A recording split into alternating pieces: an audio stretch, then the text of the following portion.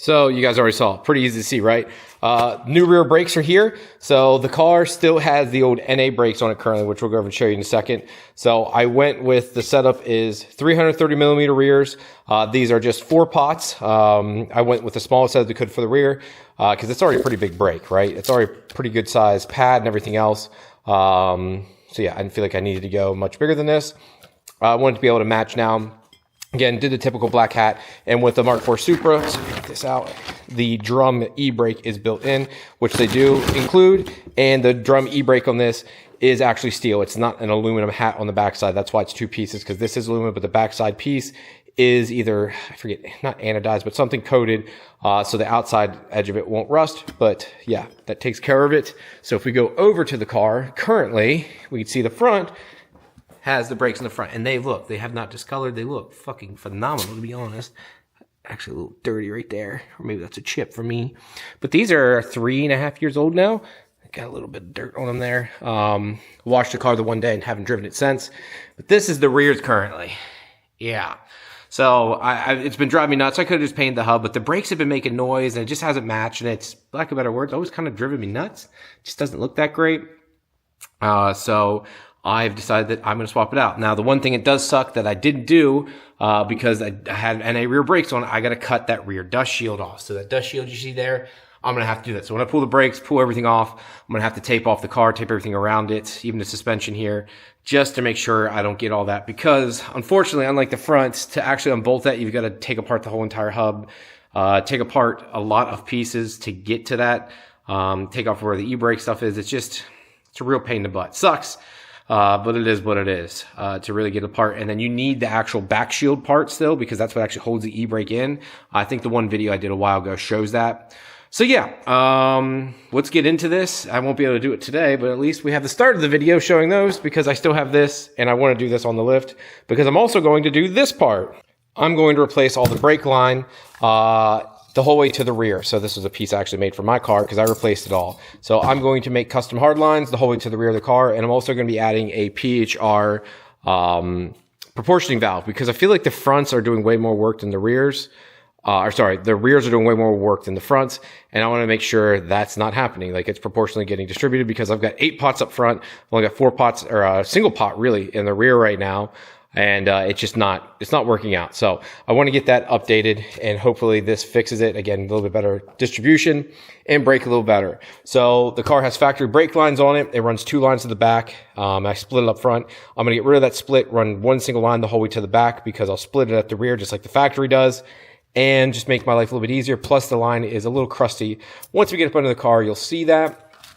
I've got some of these Red Horse fittings that I had left over before, and then I've got this 3-way split that I'll do in the back. One will go into the bottom, and then left and right of the car. Plus, I've got all these M10 to 3AN fittings, and then some clamps. Kind of like I did on my car. I did a whole video on that, but I was like, yeah, if we're going to do this, might as well. If I can, I know the rear subframe is kind of in an awkward spot, so if it's up too far back, I might not be able to do this unless I drop the subframe. I'm hoping that's not true, but I guess we'll see. So there we go. So other parts finally came in. Here is the brake proportioning valve. So again, that's going to go with these rear APG brakes here, which we already talked about earlier. Here's the part number for it from Powerhouse Racing. See if I can get it to focus. So it comes with this bracket, and it comes with this bare brake. And I think you can get just the bracket, but they sell you the bracket. It comes with fittings also with it. I'm going to do something a little bit different. But just to give you a heads up, this bolts right underneath. As you can see here, I had a leak.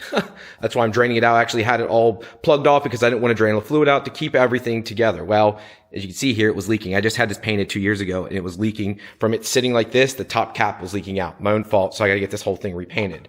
But this sits underneath your master like so. And then you mount it on the bottom. It's the only way this will fit. You have to mount it like this. It has other mounting points on the side and back, but this is the only way it'll fit with your factory master. So mounts underneath like this, and then you run a port right here. This is your in, this is your out on the other side. You run from the very front port of your master here, which I'll show, run it into this in, and then run it out to here, and this goes out to your rear brakes. What this does is allow to change the brake bias. I've noticed that the rear brakes want to lock on us before the fronts. And I think going to the new brakes will, I think, eliminate that issue, because I didn't notice it as much on that car. I still noticed it some, but not as much. because I felt the car braking from behind more than the front. So it wasn't nosediving as much. These cars have a lot more front bias than other cars. It's like 67%, where other cars are like 55 to 60. So these cars are very, very front biased. I wanted to make sure it's still working properly. So I want to put this on. You can have it off, or I think you can do up to like, something like crazy, like 80% to the rear or 0 to the rear. It has a great adjustment. I'll look up those numbers for you, but I want to go ahead and start putting it together. Now it uses a 3/8 by 24 thread pitch, or not. It will come with the actual fittings you can use. I just opted for, I want to use a banjo style. So this is a 3/8 by 24 banjo fitting. And then I got metric fittings I'm going to put in the side. The reason for that is to try and keep things as tight as possible. Again, as I put this together, you'll see why I do this. I want to keep it as tight because I'm going to have it come down underneath the master, so it's not wrapping around underneath this. So it's going to come down under the master and come right over. So banjo here, banjo directly off the side of that. Now I might switch the other fittings to banjo too, just because I want uniformity. And then I'll run another banjo out the side here, which I've got my hard lines over here. Again, you get this stuff from Amazon, and I've got the fittings there, but I've got 2 straight fittings, and then I've got this 45 fitting. I was probably going to use this just to keep everything the same color. Use that fitting directly off the bottom side of this here and run it down, which is nice with this too. It allows me to pivot so I can just angle it any way I want. Makes it a little bit cleaner and nicer. So that's been my goal right now. Again, I guess I'll shut up here, start making this and show you guys how I go about it. I'm using my Eastwood Tools brake flare tool. If you don't have one of these, get one. I got this probably 4 or 5 years ago, and I've got my other one too, that depending what I'm doing, it's a lot tighter. So this rigid one works great too. It's just that this is a lot faster and does it better. The problem is you need a lot of area. So you can see there where it needs to clamp down, it needs a lot of quote unquote meat to clamp onto. And if you've already bent something, this allows for a tighter area because it has about 1/3 of the amount of room necessary to clamp down on. This just does it a lot faster and easier on my hands too. So I digress. Let's start flaring this stuff and start installing it so you can see what it looks like. All right, guys. So this is what I came up with. So I tried going under, above. I tried putting a 45-degree fitting on, which I don't even know where it's at right now. I don't even know where I put it, but I've tried a little bit of everything, and actually it's over here. Tried a 45-degree fitting. I've tried doing a straight fitting, so I tried using this, but I almost need like a 60, but then a 60 is too much. It's like again, it's just a weird spot because I need to come down past this, and then I can rotate this up. So it goes just above, and it rotates over here, goes in. I've got aluminum washers coming. I just put these copper ones in just so I can get this done. And when I install it on that car, I'll use aluminum washers just because, well, it looks better. And then down here, do the same. Again, this is 3/8 by 24 if you're using a banjo fitting. And then it can run off. I might use a straight fitting out of this just because I think it needs to come out and down into the one piece I have here. But yeah, so hopefully this helps me with the issue I think I'm having. If not, then it was all for nothing. But we'll find out, right? Let me be your test dummy. What else is new? So just wanted to show you guys that. I'm very happy. Again, this is just stainless steel line and stainless fittings. The one thing I found is most of the places are just steel fittings. It's always a pain in the butt to get actual stainless steel fittings. They're a good bit more than the regular steel 3AN stuff. The problem is it will oxidize. I've had it on my car currently, and the fittings are oxidizing and they're starting to rust. So just get the true stainless stuff so it stays pretty forever. And then once you do it once, you'll never have to do it again. Especially if you're doing like stuff like this, because it's a pain. Or like the lines I ran the whole way back in the car, like those I made sure it's 100% 316 stainless line and then stainless steel fittings and collars, just because I don't want it to ever go bad and I have to recreate it ever again. Watching some RS Garage right now. Again, excuse my voice, guys, still kind of sick. This is a good one. Machining process. It's got cool to watch. My background was actually in machining, being the guy telling you how to run feeds and speeds and putting the tooling on it. So this is kind of cool. I do like this. But getting back to the car here, I went to go ahead and install the brake bias. So I want to show you what it looks like right now, guys. I hate it because it's so pretty. I hate that I'm going to mess up how nice this looks. I was going to change out this fitting too, but you know what? That looks good. And when I put this all on, this is the only one that we're going to be removing. The front is actually for the rear brakes, and the rear one is for the front brakes, believe it or not. So yeah, we're going to take this fitting out. Well, I'm going to install it first. I might switch out these smaller nuts to something a little bit bigger. And then I'm going to have to recreate this line here. So the one that's going down into it's already done, of course, but this one that has to physically run down there, I'm going to have to recreate that. So I want to go ahead and get this mounted, and I will do that at another time though. I'll get it all mounted today. I'll start trying to make it, but I really need to get on the lift because I need to see certain areas. And you should be doing this with the engine out of the car. I don't really have that luxury right now. So I'm going to do it with it in and see how this goes. All right, so I've got this one done, the small one. Now I just did the one that goes up top here. That's going to go into it. So I use, these are cheap benders. So there's two types I used to bend this pipe. I use these tight radius ones, and then I got a pair of red and black of these. These make a nicer, but it depends how tight of a radius you need. This takes a lot more real estate up. So if you need something really tight, these come in more handy, but they leave like a pinch mark where it grabs and holds on to the pipe. It leaves kind of a pinch mark. So not ideal at times, but it works very, very well. So I've got my lines done now. So again, I haven't put it on fully yet. I have to put this on and this on, but I don't want to do it till I go and put the APG brakes on. So just wanted to do this first, and then next is wait for this to get done so I can get my car on the lift.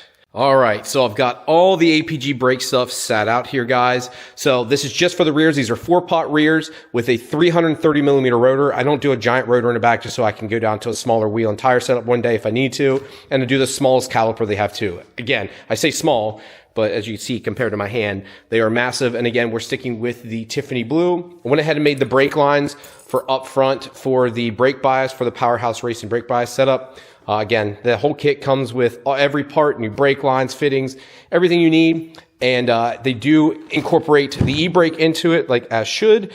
They label everything, comes with great instructions. Yeah, I've been always very happy with their brake setup. This is my third kit from APG. Well, technically, it's my 4th time ordering, but it's the same kit, right? Right, John? I don't know. But yeah, because you see I already have it on there. Yeah, the one thing we went ahead and did is took the factory brakes off, and you have to cut the dust shields. So, see if you guys can see here. We had to cut the dust shields off that are sitting here. The proper way to do it is to fully disassemble the e-brake system, and you can drill out the pop rivets because you have to keep this back shield. This piece here has to stay because it actually incorporates with the e-brake system. But I just cut it here. Again, it doesn't need to be perfect because eventually I'm going to take this all out. As you can see, this car is a bit rough. I'm going to have it dry ice blasted, and all the other parts I'll get powder coated just like I did on mine. Like, this is even bent. Good Lord. Some of these parts have seen better days, but I digress. Let's go ahead and put these brakes on, and then let's go ahead and make some new brake lines. These ones here have seen better days. I'm going to try my best to try and recreate this. All right. So I got a little bit of a mess here, but making the brake lines now, taking all the parts off, got all the PHR, radium stuff off here. So I'm going to make the big line. I'm going to copy this one, but for the rear, I'm just going to make all new for my car because with everything in, it makes it really, really hard. I'm seeing now to bend all this unless you remove everything. Don't plan on doing that right now. So the rear half of it, which I left it all together when I removed it on my car because it was just easy, right? So I just need to snake this part up and everything else just will fit right in. So it's kind of like an oxymoron not to use it. I will have to take that time then when I do my car, but it gives me an excuse to make it even prettier. This isn't the nicest. You can see some of the bends I did up here. I literally pressed it up with my hand in some areas to conform it to the body. Doesn't hurt anything, but I'm going to do it even prettier. Some of this stuff is really nice though. When I bent there, came up, I did some of the stuff pretty cool. But for the rest, I'm going to go ahead and just leave it as is. And I'm going to bolt this up to the chassis. Again, come under here. You see, whoops, as I kicked that, you got to be careful. I went ahead and cut all this. Oh, the low light's terrible. There we go. There we go. Got low light on now. So it's still dripping out. I went ahead and cut these lines here, and I'll come up here and get the rest and unbolt it there. And again, I won't have that stupid jig jaw anymore. It'll come straight down in. So that extra fitting that's over here to the right will no longer be needed. So it'll just be one single line going back. So yeah. And if you can see here, some of these lines were really, really corroded. See if I come from this side, maybe it gives me a better shot with my hand here. Some of these lines were really, really, really corroded. Look at that. So it was time. It was time anyways. Better safe than sorry just to get it done. And now we'll have it all stainless and we'll have to worry about it. All right. So now I'm bending the line here. So here's our line. Going ahead and making a U shape. You can see it comes up just like the one that was on my car. Doing the same thing. Make it a little bit nicer. This makes it a little bit smoother versus the tight radius. So I use either one of these depending how tight I need it to be. This gets a really tight radius, but it leaves a little clamp mark where this doesn't, makes a nice smooth transition. So trying to use that. As you can see here too, I stole this from my car. That was a factory fitting. I had powder coated and then put stainless steel fittings in it. So I was like, that car's not done yet. Let's go ahead and put it on this. I've got extras now, so I'll go ahead and get that one powder coated. And then up here, line comes up and in. And again, I like making this like fish hook design because it makes it easier to get on and off when necessary. I could make it really tight so it brings it down and it was shot straight over, but I think it looks better. It's more like factory. Again, when I made this, this should have been should have came over, 90'd over more, and there's a hole right here. I should have put a 10mm bolt to hold this on. Not necessary, but it would have been cleaner. I did use the factory clamp area here, then runs up, goes into this T fitting. This is a custom T fitting that's AN, so I didn't have to have extra fittings. Less failure points. Then it comes down around, it comes up over here to another clamp I had drilled out, and again, another fish hook into this. And yeah, that's pretty much it. Well, then it also comes up over the chassis and then comes down to this here. And again, I make this a 2-piece system for the fact that it makes it a lot easier to get on and off when doing all this work. So yeah, it just comes over like that and then fish hooks there. So yeah, just got to finish making this piece, come the whole way down along here and then up into this guy. So let's get to it.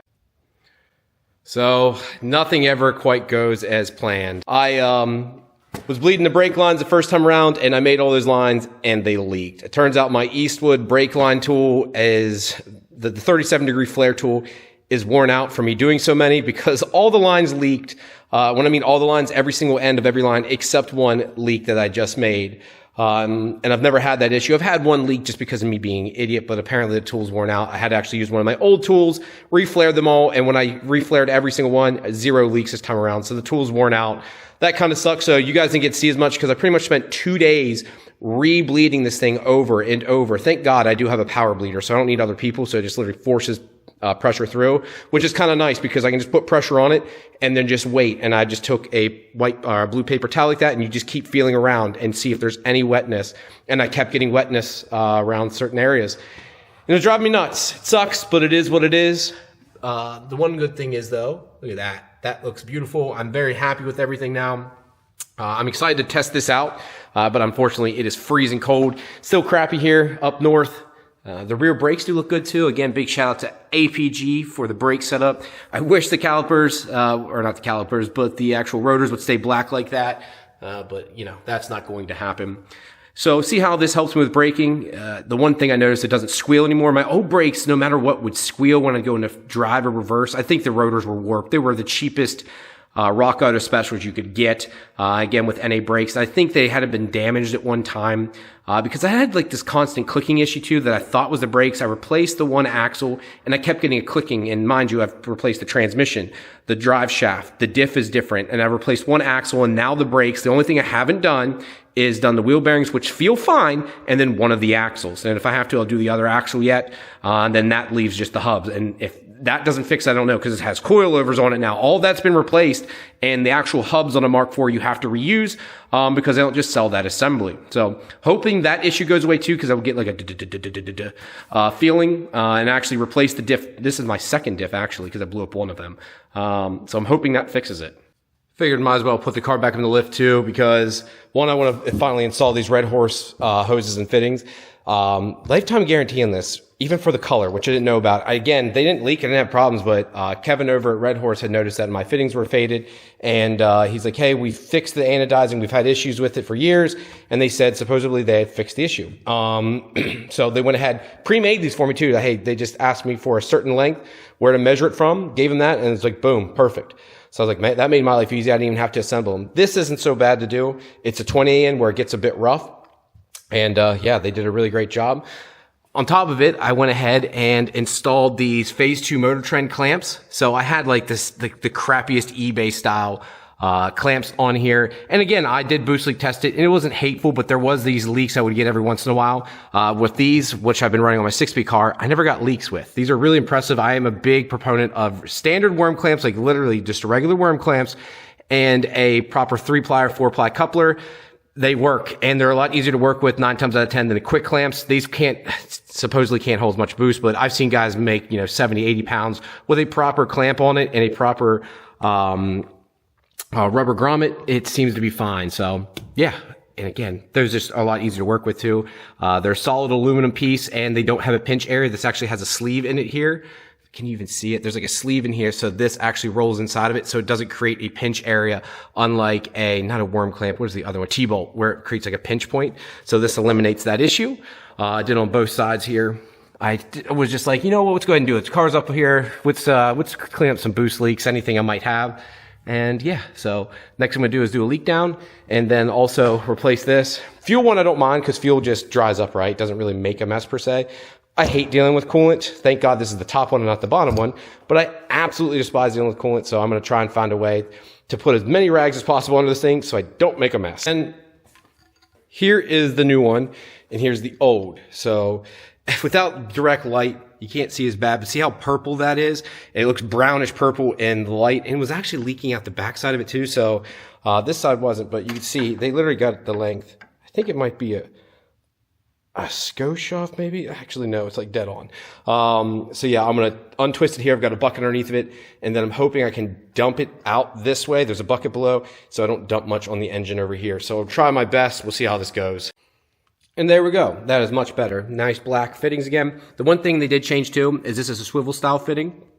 The last fitting I had was a fixed one, so it couldn't actually swivel or move, which didn't cause me any issues, but they said, hey, would you like that to be actually swivel type? So yeah, next up is trying to drive this thing and test out the brakes again. Really, really happy with it all. I have it as of right now. This bias on this is if you turn it the whole way, let's get down here, turn this the whole way to clockwise, that allows for 90% effort. So that allows this port here to do 90% of what it normally could. So this comes down into it, which is 100%. What allows out is 90% of that 100. Now, if I turn it the complete way counterclockwise, it's 50%. So I'm going to keep it at 90 because I think 10% is all it really needs. Just that little bit, I think, will make a huge difference. Yeah, I need a day where it's not crappy and there's so many cinders on the road to allow me to drive it. So that's really it. And don't mind white trash Bam Margera here. Look at the gray in my beard. I'm 37 and look at that. It is ridiculous. So I'm growing my beard out just because I'm bored. I'll cut it here summertime. What I've been happy about though, wintertime, this is dumb, not automotive related, but I'm down to 192 pounds. Since I had the kids, I really went up. Goal is to get to like 175, 170. I'm a short guy. Everyone always thinks I'm apparently tall. Like every time I talk to them, like, hey, I thought you'd be taller, which is, I guess, great, but I'm tiny. I'm only 5'9", 5'10". I'm short.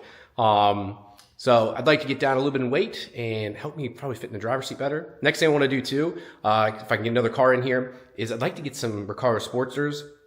I bought the bases already just because those take forever because they come from Japan. Can't actually use the Recaro ones. I bought the ones from Bride. And then you got to work them a little bit, but they sit the lowest. And I think that's the next thing I'm going to do for my car. Once it goes to paint, yes, here it is, mid-February, it still hasn't gone. Just nature of the beast, I guess. Actually, I should message him today, like, hey, can you come pick this sucker up? But anyways, I digress. Thank you guys for all your support. I haven't done a video in a while, and I really haven't because I haven't had any content. And when I'm working on customer cars, everything else, it's just been harder. When I go to reassemble that, that's going to be a long series, probably going to be 15 videos. I want to break it out to a lot and show as much as I can. I was hoping to have it to do this winter because summertime gets busy, and that's where I'm like, I really don't want to be wrenching on that. So we'll see. But I digress, guys. Thank you so much for tuning in. Again, I still have a few things linked down below on my merch. If you guys need a hoodie or a t-shirt, there's a few things left. Eat them up while you can before they're all sold out. Thank you, guys. Peace.